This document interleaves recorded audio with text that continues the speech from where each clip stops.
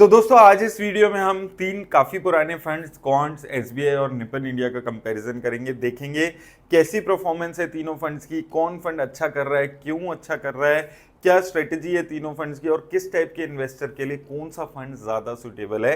तो आइए चलिए देखते हैं। तो दोस्तों सबसे पहले अगर हम तीनों फंड्स की लॉन्च डेट पे यहाँ पर बात करते हैं तो तीनों ही फंड्स जनवरी 2013 में शुरू हुए थे, तो काफी पुराने फंड्स हैं। और benchmark index Nifty small cap 250 quant और निपन का है, और एसबीआई का BSc small cap 250 benchmark index है। एसेट अंडर मैनेजमेंट तीनों की ही काफ़ी ज़्यादा है।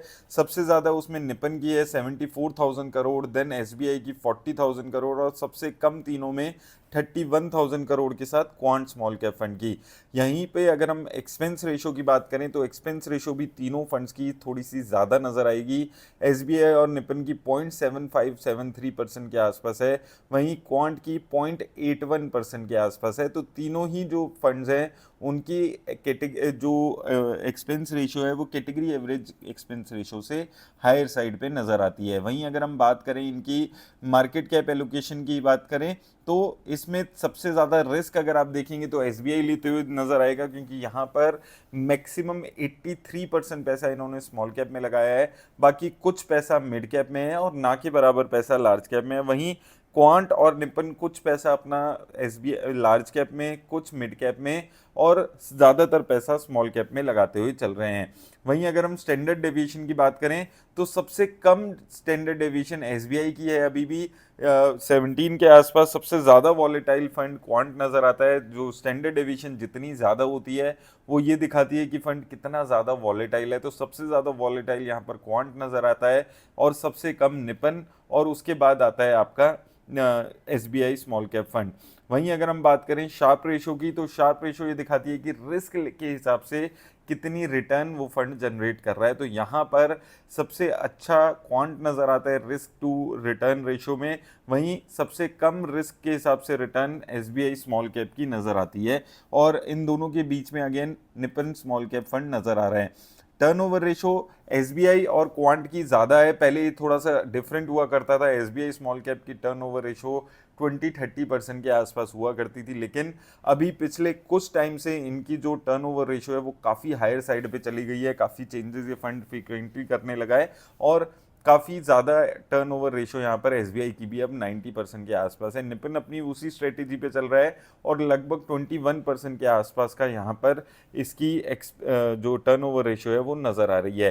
टर्नओवर रेशो ये दिखा रही है कि फंड कितना ज़्यादा फ्रीक्वेंटली चेंजेस अपने पोर्टफोलियो में कर रहा है। तो उस मामले में टर्नओवर रेशो के मामले में यहाँ पर सबसे बढ़िया निपन नज़र आ रहा है, जो स्टेबल पोर्टफोलियो के साथ काम करते हुए नज़र आ रहा है।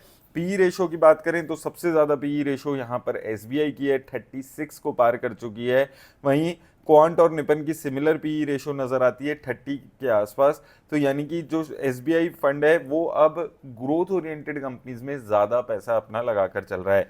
वहीं अगर हम बात कर लें यहाँ पर इनकी तीनों फंड्स की सेक्टर एलोकेशन में, तो फाइनेंशियल सेक्टर तीनों में ही आपको नज़र आएगा। टॉप 10 कंपनीज में सबसे ज़्यादा पैसा टॉप 4 सेक्टर्स में सबसे ज़्यादा पैसा क्वांट का है 60% के आसपास, और उसके बाद निपन का, और सबसे कम 46% के आसपास यहाँ पर एसबीआई का नज़र आता है। तो यहाँ पर फाइनेंशियल सेक्टर तीनों फंड्स में नज़र आता है, हेल्थ केयर सेक्टर क्वांट और निपन में सिमिलर नज़र आता है।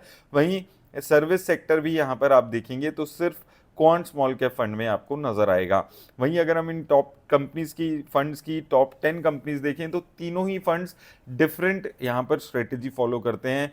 यहाँ पर अगर आप देखेंगे क्वांट स्मॉल कैप ज़्यादा रिस्क लेता है। यहाँ पर आपको अदानी की 3-4 कंपनीज दिख जाएंगी, एचएफसीएल, आरबीएल बैंक जैसी कंपनीज दिख जाएंगी, एजिस टेक्नोलॉजीज, अरविंद लिमिटेड जैसी कंपनीज यहाँ पर आपको दिख जाएंगी। वहीं एसबीआई स्मॉल कैप की बात करें तो यहाँ पर आपको एथर एनर्जी में सबसे ज़्यादा पैसा है। एथर एनर्जी में ज़बरदस्त रिटर्न अभी रिसेंटली देखने को मिली है। नवीन फ्लोराइन अच्छी रिटर्न रिसेंटली चल रही है। उसके अलावा हनीवेल ऑटोमेशन काफ़ी पुराने टाइम से इस फंड के पोर्टफोलियो में ये दो कंपनीज हैं। सिटी यूनियन कल्पतरू प्रोजेक्ट जैसी कंपनीज है, तो थोड़ी सी डिफरेंट कंपनीज टॉप 10 में नजर आएगी आपको। वहीं निपन इंडिया में सिर्फ 14% कंपनीज टॉप 10 में है, यानी कि पोर्टफोलियो जो है वो काफ़ी ज़्यादा डाइवर्सिफाइड यहाँ पर आपको नजर आएगा, जिसमें सिमिलर कंपनीज आपको देखने को मिलेगी जो काफ़ी टाइम से देखने को मिल रही है। बीएचईएल आ जाता है जिसमें HDFC bank, TD power, MCX जैसी कंपनीज हैं। तो तीनों ही फंड्स में अभी जो टॉप 10 अगर हम पर्टिकुलरली बात करते हैं तो काफ़ी डिफरेंट यहाँ पर स्ट्रेटेजी चलती हुई नज़र आ रही है। अब सब हमेशा ये सवाल रहता है कि क्या इन तीनों फंड्स में से किन्हीं दो फंड्स में हम इन्वेस्ट कर सकते हैं या नहीं कर सकते हैं। तो उसके लिए दोनों तीनों फंड्स का हम ओवरऑल जो ओवरलैप है वो देख लेते हैं एक बारी। तो ओवरलैप की अगर हम तीनों फंड्स की आपस की बात करते हैं तो यहाँ पर आपको देखने को मिलता है कि क्वांट, एसबीआई और निपन में, एसबीआई में सबसे कम टोटल 67 कंपनीज हैं, लेकिन उसमें से 28 कंपनीज निपन के साथ यहाँ पर ओवरलैप हो रही है और लगभग एसबीआई और निपन स्मॉल कैप फंड में लगभग 30-40% कॉमन कंपनीज यहाँ पर नजर आ रही है ओवरऑल पोर्टफोलियो के हिसाब से। तो इसलिए थोड़ा सा एसबीआई और निपन स्मॉल कैप फंड का कॉम्बिनेशन थोड़ा सा ज़्यादा वो म्यूचुअल फंड का ओवरलैप करते हुए आपको नजर आएगा। वहीं निपन और क्वांट में देखें तो वहाँ पर भी 22 से 25% का ओवरलैप देखने को मिल रहा है। तो थोड़ा सा इन तीनों फंड्स में आपस में इन्वेस्ट करने में थोड़ा सा आप यहाँ पर अवॉइड करके चल सकते हैं, क्योंकि जो ओवरलैप है वो यहाँ पर काफ़ी ज़्यादा आपको नज़र आ रहा है। अब अगर हम बात करें इनकी रिटर्न्स की तो देखिए यहाँ पर रिटर्न्स के मामले में 1 साल, 3 साल, 5 साल और 10 साल की हम वन टाइम इन्वेस्टमेंट की रिटर्न्स देखते हैं तो यहाँ पर निपन और क्वांट सिमिलर रिटर्न्स है। 10 साल में 19% के आसपास रिटर्न एसबीआई की है और क्वांट और निपन की 21% की। 5 साल में भी क्वांट और निपन 21% की रिटर्न दे रहे हैं। 3 साल में भी जो सबसे अच्छी रिटर्न है वो क्वांट में नज़र आ रही है 22% के आसपास की। और इन तीनों फंड्स में जो सबसे खराब रिटर्न्स, चाहे हम 3 साल, 5 साल, 10 साल की बात करें, वो एसबीआई स्मॉल कैप की दिख रही है। 3 साल में एसबीआई में 14% की रिटर्न है, 5 साल में 16% की रिटर्न है, जो कि क्वांट और निपन से लगभग 5% कम यहाँ पर रिटर्न्स ये दोनों फंड्स जनरेट करते हुए यहाँ पर नजर आ रहा है। तो एसबीआई स्मॉल कैप अभी रिटर्न्स के मामले में काफ़ी पीछे होते हुए नजर आ रहा है। ईयर ऑन ईयर कंपैरिजन एक बार ही देखेंगे तो यहाँ पर आपको सबसे बड़ा डिफरेंस नजर आएगा। जो 2023 में इन दोनों फंड्स ने, क्वांट और निपन ने 50-50% के आसपास की रिटर्न जनरेट की थी, वहीं एसबीआई ने उस टाइम पे सिर्फ 27% के आसपास की ही रिटर्न जनरेट की थी। एक साल में तीनों फंड्स की रिटर्न आपको सिमिलर नजर आएगी, 9% की एसबीआई की, निपन की 10% की, मतलब 2026 में, और यहाँ पर क्वांट की भी 10-11% की है। पिछले साल 2025 में तीनों ही फंड्स ने नेगेटिव रिटर्न्स दी थी तो वो भी ज़्यादा डिफरेंस नहीं था। 2024 में भी तीनों फंड्स की सिमिलर रिटर्न्स थी, जिसमें सबसे ज़्यादा निपन की थी 27% की। लेकिन जो मेजर डिफरेंस इन तीनों फंड्स की रिटर्न का आ रहा है वो जो एक साल था जिसमें 2023 में, जिसमें क्वांट और निपन ने काफ़ी एक्सेप्शनली अच्छा परफॉर्म किया था, लेकिन जो आपका एसबीआई म्यूचुअल फंड है वो काफ़ी खराब परफॉर्म उस साल में भी किया था। तो इसलिए यहाँ पर आप देखेंगे एसबीआई म्यूचुअल फंड अभी रिटर्न के मामले में पीछे होते हुए नजर आ रहा है। अब एसआईपी की रिटर्न्स पे पिछले 5 साल में बात करें तो यहाँ पर भी आप देखेंगे कि एसबीआई स्मॉल कैप फंड ने 5 साल में सिर्फ 13% की रिटर्न्स दी हैं, जहां निपन और क्वांट ने लगभग 17-18% की रिटर्न पिछले 5 साल में दी है। 3 साल में भी आप देखेंगे तो थोड़ा सा पीछे है, 9% की रिटर्न है, हालांकि निपन और क्वांट में भी 10-11% के आसपास की रिटर्न है।